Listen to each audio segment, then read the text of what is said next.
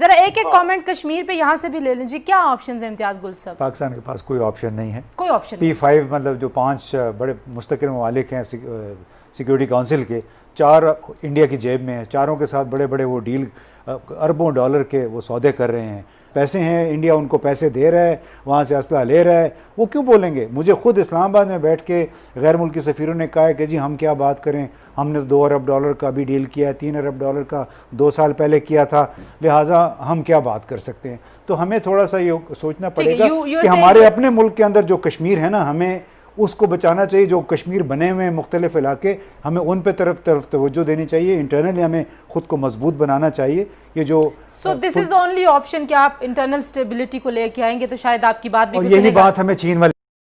नमस्कार दोस्तों, मैं हूं अभिनंदन और आप देख रहे हैं हिंदुत्व और राष्ट्रवाद। आगे बढ़ने से पहले वीडियो को लाइक और सब्सक्राइब कर दीजिए ताकि इस तरह की वीडियोस आपको समय समय पर मिलते रहे। और हाँ दोस्तों, अगर कहीं त्रुटि रह जाए तो कमेंट करना बिल्कुल ना भूलें। जैसा कि आप जानते हैं कि हम आज बात करने वाले हैं पाकिस्तानी मीडिया एवं वहाँ के राजनेताओं के रिएक्शन के बारे में। देखिए, मसला ये है कि हिंदुस्तान एक बहुत बड़ा मुल्क है आबादी के लिहाज से, और एक बड़ी तारीख भी है, और उनका अपना एक राइट है अपने निज़ाम के तहत अपने मुल्क को चलाना। लेकिन अगर वो डिफाइंट हैं यूनाइटेड नेशन के चार्टर, यूनाइटेड नेशन के रेजोल्यूशन, जनेवा कन्वेंशन, तो फिर उससे डेफिनेटली उनकी बड़ाई या अजमत के ऊपर दाग आता है। हिंदुस्तान की तारीख ये रही है कि वो हेजिमोनिस्टिक डिजाइन के साथ वो चाहते हैं कि उनकी इजारादारी हो साउथ एशिया में, बिकॉज हिंदुस्तान एक बड़ी डाइवर्सिफाइड सोसाइटी है और उसकी स्ट्रेंथ इसी में होनी चाहिए कि आप सारे मज़ाहिब की, सारे लोगों की, सारी रियासतों की, यूनाइटेड नेशन के चार्टर की, पड़ोसियों के हकूक का ख्याल रखें। और यही रोना इंडिया के अंदर भी सेम एलिमेंट्स रो रहे हैं। अच्छा जैन साहब, I come back to you, this is very important point. मैं इसी के ऊपर अपना अगला सवाल इम्तियाज गुल साहब आपसे करूंगी। इंडिया अभी जैसे जैन साहब कह रहे हैं कि इंडिया के अंदर भी ऐसे एलिमेंट्स हैं कि जो हिंदुत्व का जो उनका सारा एक मूवमेंट चल रही है मोदी साहब की, और जो वो कोशिशें कर रहे हैं, जो वो काम कर रहे हैं, उसके ऊपर बहुत ज़्यादा रेजिस्टेंस है। आज का भारत मुख्तलिफ लगता है आपको? नहीं, देखिए रेजिस्टेंस बिल्कुल है, यानी उसके मुज़ाहमत करने वाले, लेकिन हमें ये भी हकीकत माननी चाहिए कि वो मुज़ाहमती क़ुव्वतें, वो लिबरल इंडियंस जो हैं वो निस्बतन अक़लियत में हैं, और अगर अक़लियत में ना होते तो ये बीजेपी की सरबराही में जो कोalition है उनको 2/3 अक्सरियत ना मिलती गुज़िश्ता साल के इंतखाबात में।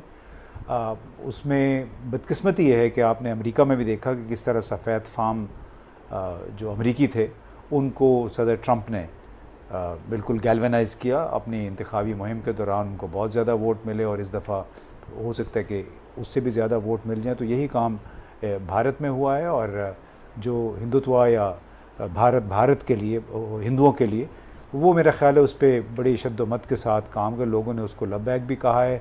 इसी वजह से चाहे वहाँ पे मुसलमान हैं, चाहे ईसाई हैं, चाहे सिख हैं, वो ख़ुद को थोड़ा सा मार्जिनलाइज समझते हैं, बल्कि मुसलमानों के साथ तो बहुत ज़्यादतियाँ हो रही हैं। लेकिन उनका ये ख्याल है कि जो बीजेपी और आरएसएस के लोग हैं कि अगर हमने अपनी, और एक वो बाकायदा प्लान के तहत चल रहे हैं, उसमें किसी को कोई शक नहीं होना चाहिए। जो अपना उनका इंतखाबी मंशूर था उसमें उन्होंने कश्मीर के हवाले से इन इक़दामात का वादा पहले से किया हुआ था, और उस पर वो धीरे धीरे आहिस्ता आहिस्ता अमल किए चले जा रहे हैं। लिहाजा मौजूदा हालात में आइंदा 2-3 बरस तक हमें इस पर कोई बहुत ज़्यादा उम्मीद नहीं रखनी चाहिए। हम भले बहुत शोर मचाते रहें कि वो अपने लिए उन्होंने मसाइल खड़े किए हैं, लेकिन हमें याद रखना चाहिए कि आज तक किसी एक मुल्क ने बाकायदा तौर पे 5 अगस्त 2019 के इक़दामात की मज़म्मत नहीं की है, उसकी वापसी का तकाज़ा नहीं किया है।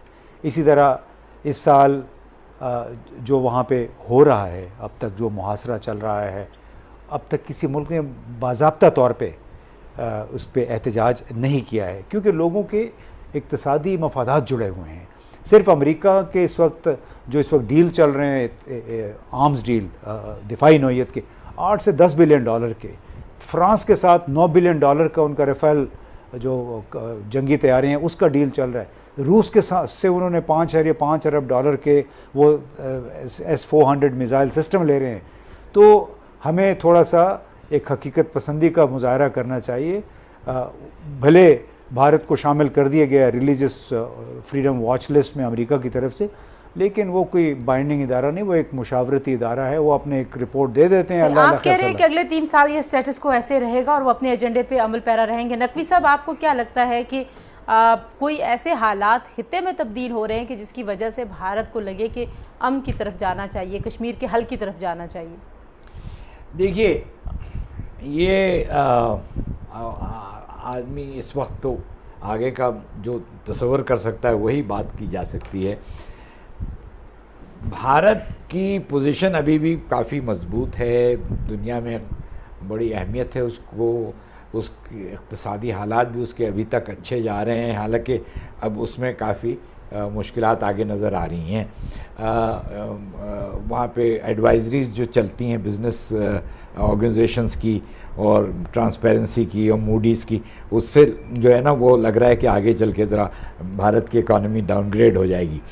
अच्छा, तो ये तो है कि उनकी अभी भी उनके ऊपर कोई प्रेशर नहीं पड़ा है। ये सही कह रहे हैं कि किसी मुल्क ने मजम्मत नहीं की अगस्त 5 की, किसी मुल्क ने उनको किसी तरह से भी उस तनकीद का निशाना नहीं बना। लेकिन दूसरी तरफ, और मैं उसका जिक्र करता हूँ कि भारत के रियासत का किरदार और उसकी नौयत बदल रही है। वो एक सेकुलर स्टेट से अब हिंदू राष्ट्र बन रहा है। जन साहब, ये हकीकत पसंदी से सोचने से मुराद हम क्या लें? इम्तियाज़ गुल साहब कहते हैं कि किसी ने अभी तक बाज़ाब्ता बाकायदा तौर पे नहीं कहा कि भारत ने जो गैर आइनी इकदाम किए हैं कश्मीर के स्टेटस के हवाले से वो उनको अंडू करे, उनको वापस ले। देखिए तंजीला, ये इम्तियाज़ गुल साहब ने बड़ी खूबसूरती से प्रिवेलिंग एनवायरनमेंट का अहाता किया है, वेरी रियलिस्टिकली। लेकिन द पॉइंट इज कि इस स्टेटस को तोड़ना किसने है? पॉइंट ये है, हमारे लिए ये चैलेंजेस हैं कि इंडिया एक बड़ा मुल्क है, वो एक बड़ी मंडी है उनके, और यूनाइटेड नेशन जो है वो बिल्कुल अदारा बना हुआ है और सुपर पावर्स के अपने इंटरेस्ट है। नो, ये ग्राउंड रियलिटीज हैं जिनमें हमने ऑपरेट करना है। अभी हमने ये देखना है कि ये एक ऐसी तिकोन है जिसका एक एंगल है इंडिया, दूसरा एंगल है पाकिस्तान और तीसरा है वर्ल्ड पावर, मीडिया और उनका रिएक्शन। अगर इंडिया इस तिकोन के सेंटर में कश्मीर है, अगर इंडिया इसके ऊपर आग लगाता है, बरसाता है, तो अगर वेस्ट बोल उठा है तो वो इसलिए नहीं बोल उठा कि पाकिस्तान वाला एंगल एक्टिव हुआ है, वो इसलिए हुआ है कि इंडिया ने हदूद क्रॉस की है। तो यूएनओ में भी बात चली गई है, बैनुल-अक़वामी मीडिया भी बोला है, वाशिंगटन पोस्ट भी बोला है। हमने ये देखना है कि हमारी लीडरशिप का चैलेंज ये है कि अंडर दीज सर्कमस्टांसेस, जब इस तरह के एडवर्स एनवायरनमेंट है, हमारी क्या प्रोएक्टिव स्ट्रेटेजी हो ताकि हम इन चैलेंजेस को न्यूट्रलाइज कर सकें। आप अगर ब्रीफली मुझे एक जुमले में बताएं कि क्या हो, मैं फिर एक कमेंट यहाँ से लेके फिर अगले टॉपिक की तरफ बढ़ूंगी। क्या प्रोएक्टिव स्ट्रेटेजी हो सकती है? पाकिस्तान के पास ऑप्शंस क्या है? देखिए, पाकिस्तान को एक तो पूरी दुनिया में जो यूनाइटेड नेशन के मेंबर्स हैं उनसे इंटरैक्ट करना चाहिए, और सिर्फ ट्वीट के ऊपर या टेलीफोन पे नहीं, प्राइम मिनिस्टर को भी विजिट करना चाहिए।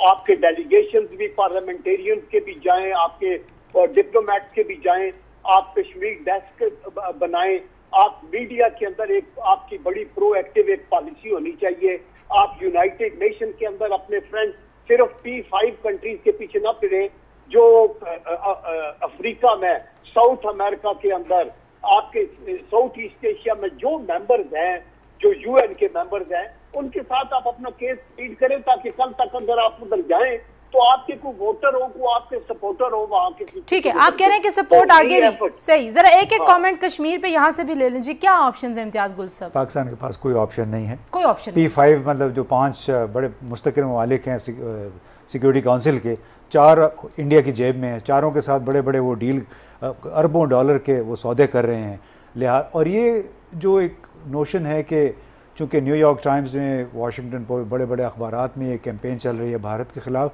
देखिए, अखबारात मीडिया जो है वो जियो पॉलिटिक्स से जुड़ी हुई पॉलिसियाँ तब्दील नहीं करता।